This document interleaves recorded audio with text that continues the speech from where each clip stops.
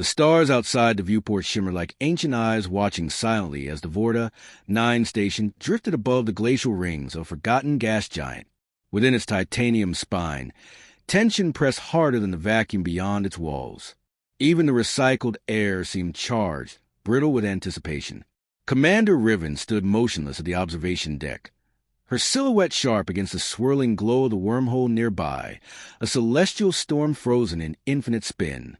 Her armor, seamless and dark with streaks of silver like lightning trapped in metal, reflected the pulsating lights of the station. Cold, impossibly calm. She didn't speak. She rarely did. Behind her, engineers whispered, glancing often in her direction. Some believed she was a myth, the product of rumor and propaganda. Project Null, the human weapon crafted without flaw, without fear. Others just knew her as the one who didn't flinch when the Orion Rebellion detonated the sun, the one who walked through fire and never blinked. Lieutenant Murren approached cautiously, boots tapping against the steel floor. "Commander!" Long-range scans confirmed Sayari ships beyond the veil line. At least 3 dreadnoughts. Cloaked. Riven didn't turn. Her voice, when it came, was quiet but precise. "Defensive protocols are locked." "Yes, ma'am. Shields at full. Turrets on standby. But they requested a diplomatic entry. They'll use that to map our vulnerabilities." Murren hesitated. "Should we deny them?" "No. Let them come." She finally turned, eyes like pale mercury locking onto his. "Fear makes prey. Curiosity draws the predator closer." Murren gave a nod, unsure whether he'd just heard strategy or poetry. Either way, the decision was made. Hours passed in subdued tension as the Sayari vessel materialized in a flare of pale blue light, unfolding like a blooming blade. Its architecture was organic, almost graceful, with spines that resembled wings and a hull that shimmered as if it breathed.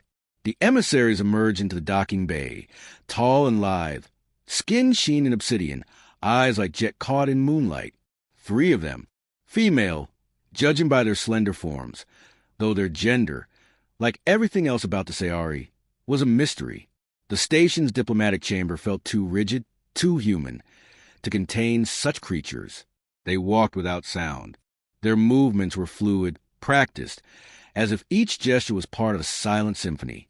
Riven stood at the center, flanked by 2 silent security officers, more for show than safety. The Sayari's leader stepped forward, gaze steady. "We come to speak of peace," she said, her voice lilting, almost melodious. "Peace requires trust," Riven replied, unmoved. "You offer neither. You judge too quickly." "I judge with evidence. We've lost 3 border stations this cycle. Unfortunate, but not our doing." Behind her, data quietly flowed across the chamber's screen. Riven knew what it showed: disruption patterns, plasma residue, radiation curves matching Sayari weaponry. The emissaries knew it too. They did not blink. One of them stepped forward, subtly closer than protocol allowed. "And what of your kind, Commander? Humans build warriors who do not feel. You send statues to speak for your worlds." Riven looked her dead in the eye. "Statues don't retaliate." "I do." For a heartbeat, the room held its breath. Then came the alarm. Red lights pulsed. The floor shook. Distant sounds echoed, explosions, screams. Plasma had breached the outer hull. The Sayari had fired mid-negotiation. Murren's voice crackled over the comms. "We're under attack. Multiple hull breaches. Casualties across decks C through E. They've turned on us." "I know," Riven said, already moving. She strode through the chaos like a specter, unshaken. Flames licked the corridors. Bodies stumbled through smoke, but Riven walked untouched. Systems flickered. Drones screamed overhead. Defensive bots clattered into position. The station's core trembled beneath her boots. At the command deck, she issued no frantic orders. Her eyes scanned data in microseconds, hands dancing across holographic displays. She rerouted power, sealed vents, activated containment shields. In seconds, she took back control. The Sayari emissaries vanished, their roles as diplomats discarded like old skin. Infiltrators, possibly clones or agents, were already on board. The betrayal wasn't a twist. It was confirmation. Riven hadn't trusted a word since they opened their mouths. A Sayari warrior emerged from the smoke of an auxiliary corridor, spear-shaped weapon crackling with blue plasma. He lunged. Riven ducked, turned, and drove a blade through his chest before he could blink. No anger, no thrill, only precision. Alarms faded into background noise. The ship groaned. The wormhole flared outside, its light casting warped shadows across the station's surface. "Reactor's stable," Murren reported breathlessly. "We've got partial control. Some systems fried. Casualty count unknown. We didn't see it coming." "You did," Riven interrupted, calm as frost. "You just hoped you were wrong." Outside, the Sayari dreadnoughts repositioned, circling like wolves. They hadn't finished. The first strike was an opening note. Riven stood once more at the observation deck. Smoke rose behind her. Fire still burned somewhere in the guts of the station. But she didn't move, didn't blink. The enemy wanted fear. They would receive silence. And then retaliation. The wormhole pulsed again, brighter now. Something stirred inside it. Another ship? No, something else. Riven narrowed her eyes. The war had begun, but something deeper twisted in her gut. Not emotion, not quite. A recognition. The Sayari hadn't come to conquer. They had come afraid. And that terrified her more than anything. Behind her, someone whispered, "What is she waiting for?" Murren didn't answer. He just watched her face. Still, cold, calm, and waiting. Plasma tore through the sky above Vorta. 9 like a second sunrise. Raw, luminous arcs lancing across the station's shield matrix in patterns too deliberate for chaos. The first wave struck the outer hangars, reducing steel and alloy to bubbling slag. Explosive decompression howled through fractured corridors. Sirens wailed. Emergency protocols sputtered to life. Commander Riven was already moving.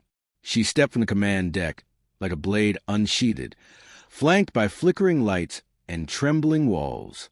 Her expression did not change. Not at the blast that blew out Section 14. Not at the gurney of charred limbs pushed past her by medics running the opposite direction. Her focus was absolute. The Sayari had calculated their strike to be overwhelming. 3 dreadnoughts encircled the station, unleashing focused plasma fire with surgical cruelty. Their intent was not merely to destroy. It was to break resistance before it could rise. But Riven had already risen. Murren caught up to her near the weapons bay, his face streaked with sweat and carbon dust. "They've breached Deck D. Internal systems are lagging. Half the turrets are down. They're sending and boarding units. We've lost 20 already. They didn't come to negotiate. They came to erase us." "Good," Riven said, unlocking a side panel and retrieving a compact energy blade. "Then they'll be predictable." Predictable didn't mean safe. The corridor around them shuddered. One of the internal bulkheads hissed open before security overrides could engage. From the steam and smoke, Sayari infiltrators emerged, tall, armored in iridescent exosuits, their weapons humming with charged plasma. They advanced like dancers, fluid and terrifying. Riven didn't hesitate. Her blade flared white. She moved through them with terrifying economy. No wasted motion, no visible exertion. One fell, then another, collapsing in silence. Murren watched in awe and confusion. She wasn't fighting like a soldier. She was enacting choreography memorized in a forgotten language. A plasma shot grazed her shoulder. The armor hissed, but held. She turned, flung her blade, and pinned the shooter to the wall before pulling the weapon back magnetically. Not a pause, not a blink. After the last Sayari hit the ground, she walked past Murren. "Seal the deck. Burn everything behind us." He nodded, even as smoke curled in his lungs. "You should be on the escape shuttle." "I'm not leaving. Not while they think we're cornered." "Then what do you want to tell the others?" She looked at him, gaze like a blade's edge. "Tell them to stop dying in fear. If they're going to fall, fall standing. Eyes open." Elsewhere on the station, chaos turned. A shift, subtle but real. The surviving crew stopped running. Those near the control cores began rerouting power manually. Engineers in broken suits returned to sparking panels. The image of Riven, untouched, unafraid, had reached them through emergency feeds. She'd been a myth.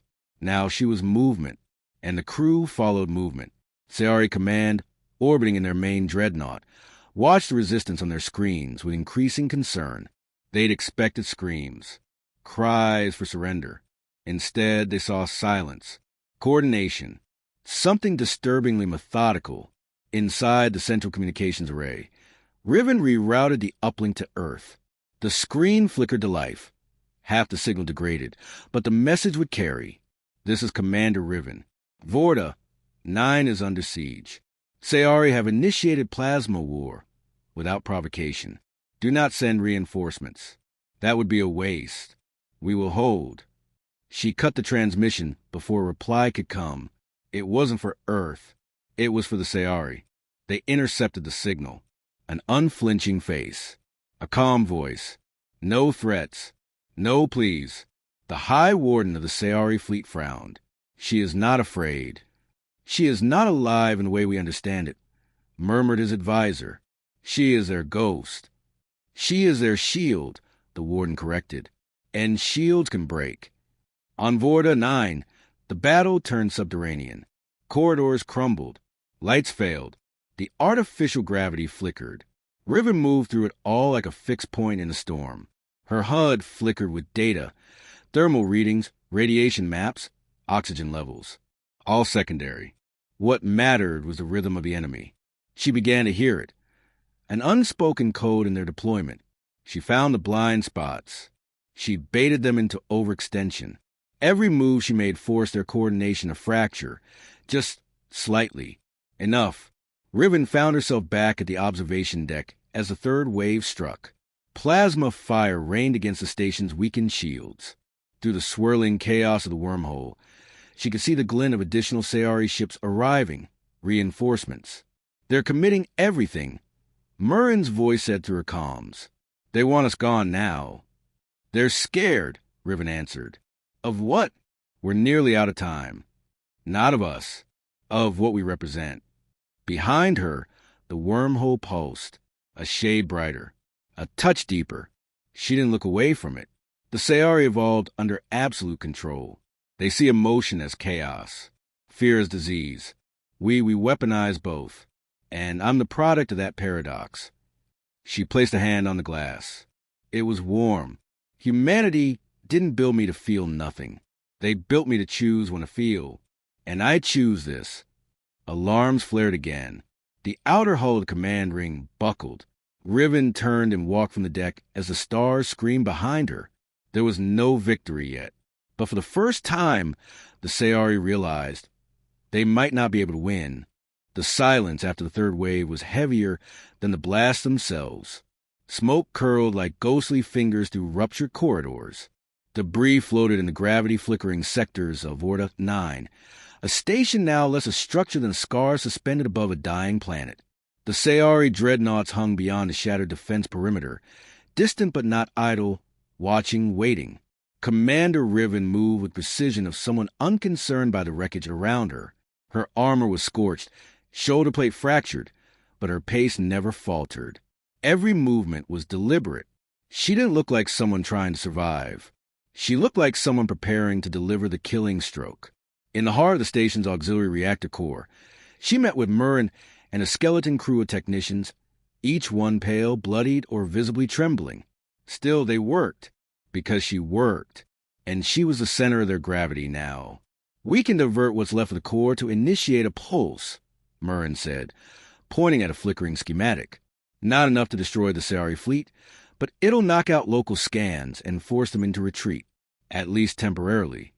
Riven studied the projection. What's a collateral? Containment breach, maybe. Fires. Radiation zones.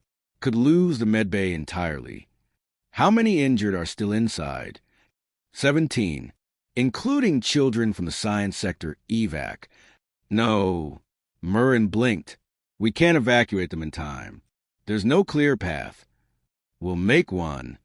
There was no defiance in her tone, no appeal for understanding. It was a command issued as simply as breathing. Murren didn't argue. He nodded, adjusted the pulse timer, and activated the manual override sequence. As he worked, he dared to glance at her. Do you ever think about what you were before? There is no before. There's only now. Still, the way you fight, the way you see through their moves, it's more than training. You weren't just built for this. She looked at him, and something in her gaze flickered. Something old. Maybe not, but that doesn't mean I wasn't chosen for it. Elsewhere, Sayari forces pressed inward. Their warriors moved in perfect formation, clearing corridors and planting disruptor nodes to sever the station's structural integrity. But their advance was slower now. Riven's countermeasures had taken root. Misleading trails, ambush points, traps calibrated to Sayari neural rhythms. The perfect machine of their strategy was beginning to stutter. On the bridge of the lead dreadnought, the High Warden paced before a massive holomap. Our forces report resistance beyond statistical projection. Human tactical shifts are becoming unpredictable, erratic. They've adapted to our patterns, said his advisor. They are leveraging uncertainty as a weapon. The Warden's lip curled. We underestimated her. She is not simply a soldier. She is myth-given form. They fight because they believe she cannot fall. The Warden turned to the map. Then make them watch her fall. On Vorta 9, Riven reached a medbay with a squad of engineers and 2 remaining combat drones. The air stank of burned polymer and disinfectant. Cracked light panels buzzed overhead. A child cried softly in the distance. She crouched beside a shattered bulkhead, assessing a melted control panel. We need an alternate path. Tunnels or ventilation access. A medic stepped forward. There's an old gravity chute below the maintenance deck. Sealed years ago. Narrow, unstable. Is it still functional? Not for anything your size.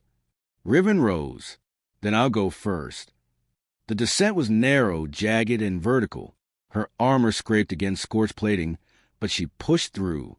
Below, the chute opened near the environmental controls, a forgotten artery of the station's early design. One by one, the injured were lowered. She caught each of them. A boy clung to her shoulder, trembling. Are you scared? He asked. Riven paused. No.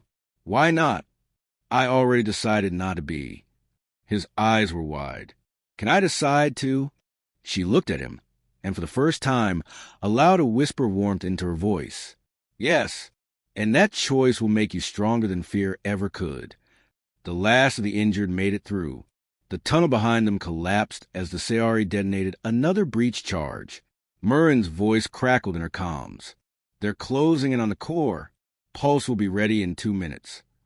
Hold your position, she replied, stepping into the reactor corridor.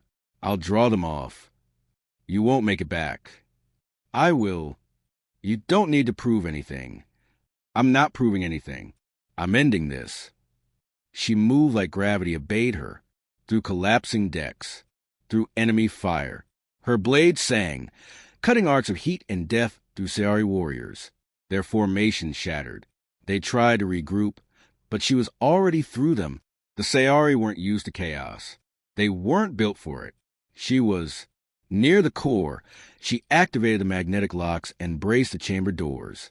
Behind her, the pulse engine glowed with a faint blue hum. Charging, imminent. The Warden's voice crackled across a hijacked frequency. You cannot win, Commander. This is not defiance. It is delay. You're right, she said, voice quiet but sharp. This isn't defiance. It's declaration. A silence followed. Then a single Sayari drop unit burst into the core. The Warden himself emerged, flanked by 2 honor guards. He held a plasma staff, humming with suppressed power. Riven turned to face him. You could have surrendered, he said. Spare them all. Humanity doesn't grow under mercy. It grows under fire. He lunged. She met him mid-strike. Their battle was not long, not elegant, brutal and swift. His guards fell first. The Warden fought with trained grace, but Riven didn't dance. She dismantled. Each move was a sentence in a language only she spoke. When it ended, she stood over him, weapon lowered, breath steady. The pulse completed its charge behind her. She walked out of the chamber as the energy waves surged, blanketing the station in light and magnetic distortion. Sayari systems blinked out across the fleet. Targeting arrays fried. Communications fell to static. The enemy ships drifted, blind and vulnerable. Riven stepped into the med bay as the final tremor passed. The lights returned, flickering but present.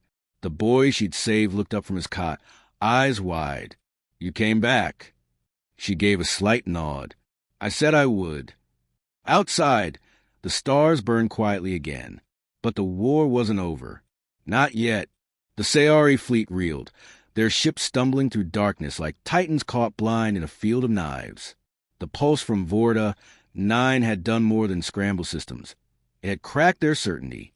What had once been an efficient, elegant invasion now hovered on the brink of collapse, burdened by hesitation. They had struck first, believing the human outpost would fold in fear. But fear hadn't ruled Vorta 9. She had. Riven stood in the aftermath, watching readout stabilize as fragments of the station groaned in defiance. The med bay had been evacuated to the deep interior. Every non-combatant tucked into the most shielded section of the base. The pulse had bought time, but not salvation. "We've got less than 12 hours before they reestablish comms," Murn reported.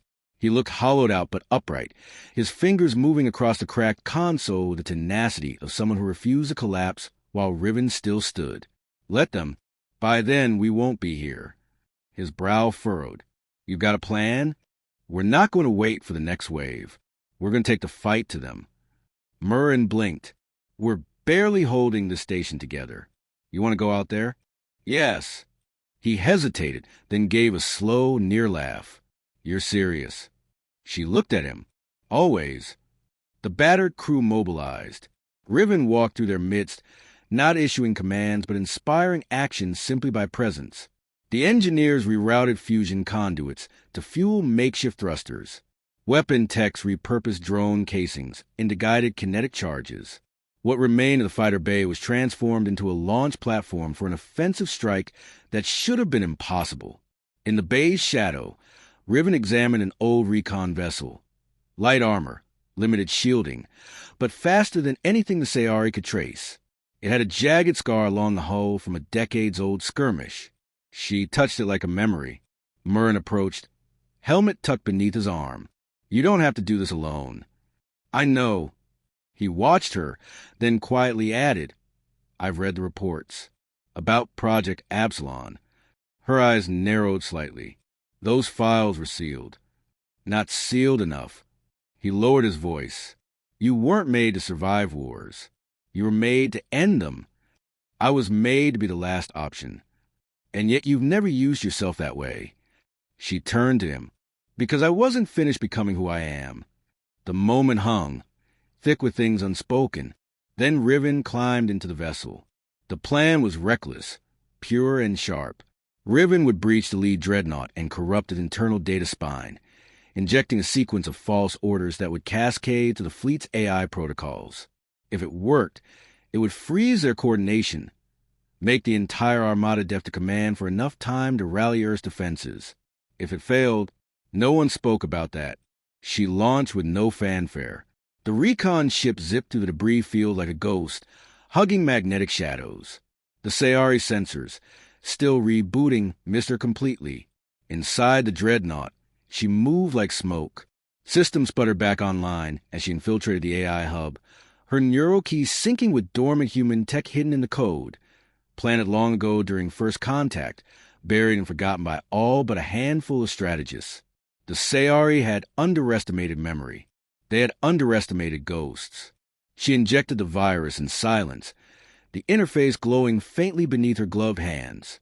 For a moment, the core shivered with resistance, but it broke. Lights across the dreadnought dimmed. Systems faltered.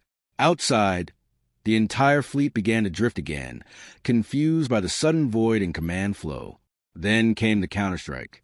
The Sayari warden, injured but alive, emerged from stasis aboard a secondary command ship. With the AI link severed, he resorted to organic command, sending out bursts of analog orders. Crude, but effective. "They're adapting." Murren's voice crackled through the comm link. "So will I." Alarm screamed. Sayari guards surged through the corridors. Riven fought her way out, blade cutting arcs through alien armor. She moved not as an infiltrator now, but as an avenger. Every step was a statement. You failed to break me, and now I will break you. The ship rumbled as systems overloaded. Fires licked at the ceilings.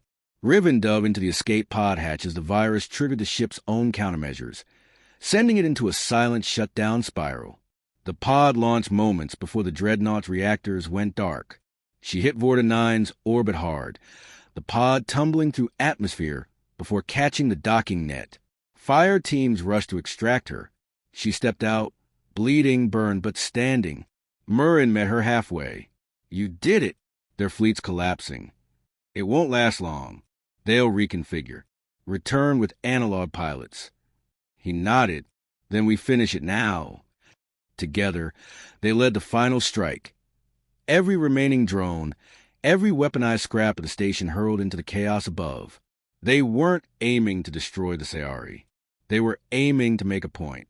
Humanity didn't win because of strength. It won because it refused to accept its own defeat. The Sayari pulled back, reluctantly, slowly, but they left. And Vorta, 9 remained. In the days that followed, the station became something else. Not just a way station or a military outpost. It became legend. Survivors told stories of the commander who didn't blink, who moved through plasma and fear like they were the same thing. Earth sent fleets, late but grateful. They offered Riven Command a new flagship. She declined. Her place was with what remained. The scarred, the rebuilt. Murrin found her in the observation deck, alone, looking out at the stars that once seemed so far. We've been calling it the pulse line, he said, where the waves stopped them. She nodded. A good name. He stood beside her for a long moment. What now? She considered it. The stars ahead. The memory behind. We watch. We build. And when they come again, they'll find we remember. She turned to him then, not as a commander, not as a weapon, but as a woman who had been forged and had chosen her shape. And this time, she said, we'll be waiting with open eyes. And she didn't blink.